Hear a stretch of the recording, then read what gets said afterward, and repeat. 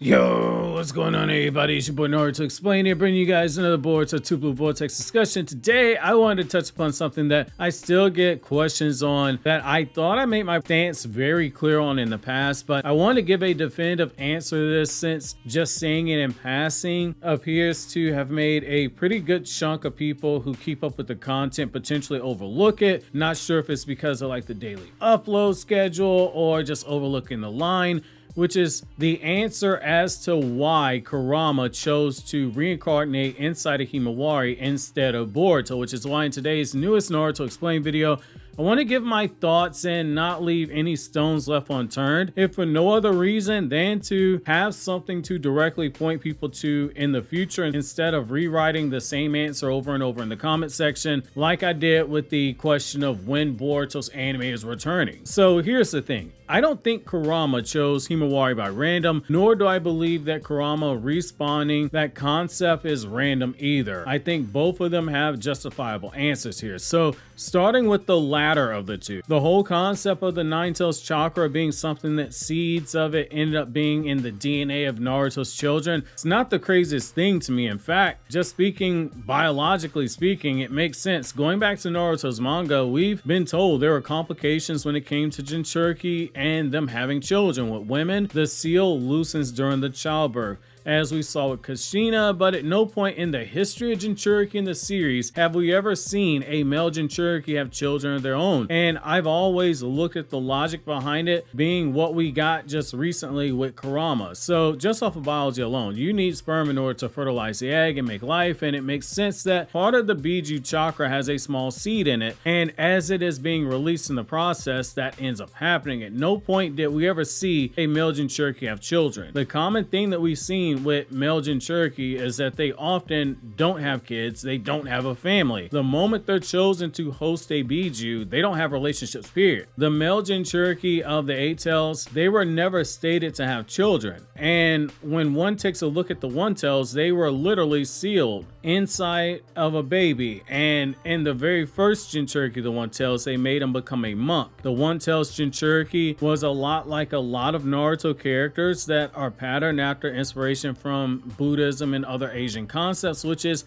in the case of a Buddhist monk, it requires a lifelong dedication to celibacy. On a certain level, they understood the risks. Not every person is compatible with being a Jinchuriki, even if they come from the same bloodline. There have been multiple instances where the person wasn't compatible with the Biju sealed in their body, and it either resulted in the death of the Jinchuriki, which required the Biju being resealed, or it resulted in the Biju outright breaking the seal and escaping, which led to the same result of finding a new host that is better compatible. There's a reason we've had female Jinchuriki who have had children, but not male Jinchuriki. Call it chakra mumbo jumbo if that's what you want to call it, but based on what we've seen, it looks like more likely than not the genetic material of a male Jinchuriki has a higher opportunity of passing on that seed of chakra than the female Jinchuriki and her embryo that's in her egg, which to a degree it makes sense. Life isn't made until the semen fertilizes the egg. As for the issue of Kurama, the true issue at hand, I think the reason Kurama chose Himawari over Boruto is pretty straightforward. Kurama didn't have a choice. Himawari and Boruto, they have one major key distinction between the two. One of them still has a naturally born body and the other one doesn't. Now you might be going, wait a second, Boruto looks exactly the same, so what are you getting at here? Yes, Boruto looks the same on the outside, but on the inside he isn't the same at all. His body is now 100% Otsutsuki. That doesn't change what happened overnight. People, they focus too much on the moment where Momoshiki brought Boruto back to life and the reveal that he was 100% Otsutsuki. They overlooked the fact that prior to that, he was 80% Otsutsuki, and that from the moment he was given Momoshiki's Karma Seal, Boruto's DNA was being rewritten and replaced by Momoshiki's DNA the entire time. Each day that passed, each minute that passed, each second that passed, Boruto's body was changing into something that he biologically was not born into this world as. If we go with Kurama's words that Himawari was born with a kernel of his chakra, it only makes sense that Boruto was born with a kernel of that chakra as well. And to a degree, it lines up. Let's just use a super simple way of looking at it. I don't want to go into anything too complicated. Let's just go super simple. So when you open up a bag of popcorn, fresh out the box, not placed into the stovetop and not placed into a microwave. All you have on the inside are kernels, the popcorn seeds that contain the endosperm, the plant embryo, and the hard outer shell. You look at that and you don't say, hey, that's popcorn, because it's missing a key aspect of what's needed for popcorn, which is it's missing the heat. Replace the popcorn seed with the kernel that came from Kurama's chakra being passed along when Naruto's sperm fertilized Hinata's egg, and replace the mass of Kurama's chakra with the heat, and there you go. All Boruto Himawari had before was just a kernel, the seed, not the heat that caused the full reaction. Boruto, by losing his literal DNA that seed was placed into, that made up his body, at that point, when burial mode was being used, over 80% of Boruto's DNA was gone. That's how we end up with Kurama transferring to Himawari. If that over 80% destroyed the seed that was somewhere in that 80% of his genetics, that's how you get Himawari being the one who possesses Kurama now. Kurama's chakra made its way to the seed in Himawari, and that chakra acted like the heat that you have for a popcorn seed, and it began to pop inside of her, and that's why Damon sensed the chakra inside of Himawari and began to freak out with excitement over the possibility of facing her. Damon was that little kid who he heard the popcorn going off, he could smell the butter, he could smell the salt, and as it was being cooked, and so he wanted to open the bag right away before it was finished. Damon could sense Kurama's chakra had transmigrated to Himawari, and it all lines up. The unwilling fighter in Naruto's family, who was compared to her mother by more than one person in the series, someone who stated that had she been born in this new era,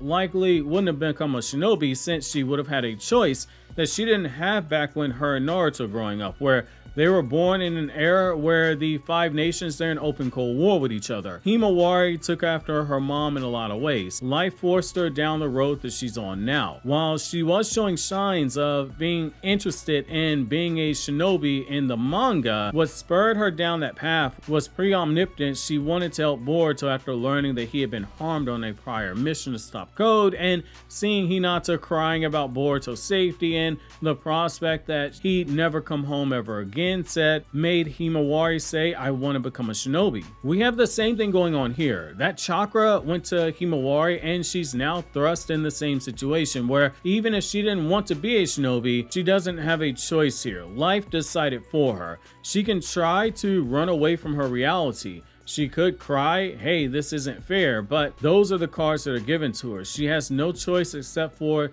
to play them strategically or just outright die. Look at it for a moment. Kurama's chakra, it transmigrated to her. The whole concept, it isn't new to the world of Naruto, nor is it something that deviates from the source material that the Naruto franchise tends to borrow for, which are concepts from Asian culture and religion. It literally just follows the patterns that we've seen previously established. Transmigration is the concept that chakra of someone who dies lingers before it transfers to a new host body. In the series so far, we've only seen that done with Ashura and Indra's chakra, where they died and the chakra transmigrated someone from their bloodline in the next generation after their deaths when both reincarnates pass away. Up until now, this was only shown with humans, but there was nothing that was said that this did not apply to Biju, which are the physical manifestation of chakra itself. In fact, the belief that every living being has a life force, a chakra, and that those who die aren't always reborn as humans is again something that lines up when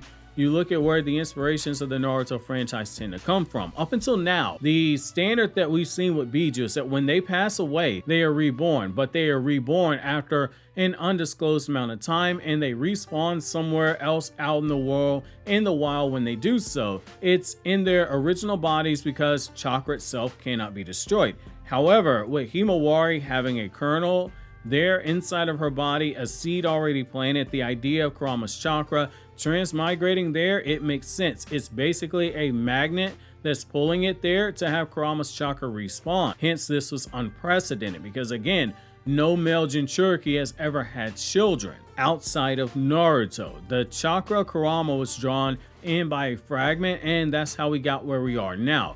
When we originally saw that Himawari had Kurama, my knee-jerk reaction was to say, okay, this was something that clearly changed since the artwork that Kishimoto drew, the Naruto series creator, back in 2016 for Boruto to promote the upcoming manga releasing. it had Boruto using Kurama mode with both Byakugan and Sarada's exact same Mangekyo Sharingan pattern being shown, and Mitsuki in his Sage mode. Everything else had come to pass up to this point, so I figured eventually, hey, we'll get this reveal with Boruto. Not really a fan of it, but hey, it's coming, so I braced myself for it. However, the introduction of Kurama, it has changed everything. Add in Mikio Ikimoto, the guy who draws Boruto's manga, said back in 2017 that he had high hopes for Himawari to have a bigger role in the story moving forward, and Kishimoto admitting back in 2015 that he forgot to draw Boruto and Himawari with a Byakugan, something that should have happened at birth, because no Hyuga in the history of the franchise had ever awakened a Byakugan. They're all born with it at birth, until Kishimoto had to step in and rewrite Boruto episode 7, episode 8, episode 9, which I've explained why this happened back in the video is Boruto 80% filler debunked. So in Boruto's anime, this was done to fix the plot hole where he made the whole thing. Hence, we got that tweak to the lore that said, hey, the Hyuga clan, they're a lot like the Uchiha clan, so they need to awaken the eye. And just like the Uchiha, where not every Uchiha who is born with the Kekkei Genkai ends up awakening the Sharingan, even if they meet the conditions of the emotional trauma. So it does make sense that another choice is being made here, where something that was originally planned for Boruto went to Himawari, a character the guy drawing the manga currently said he hoped would be incorporated into the story in a more meaningful way. Ended up getting something meant for a brother, and you can use Kurama as a backdoor way to explain how we moved away from it, because Boruto genetically would not have that seed anymore, which has the same impact that the members of Division 3 had in the Kaiju number 8 story, which this video on the left, you can click on it to break that down. All the members of Division 3, and over here on the right, we have the video explaining why Boruto didn't have a Byakugan originally, and why Kishimoto's original answer was to give Naruto and Hinata a third child.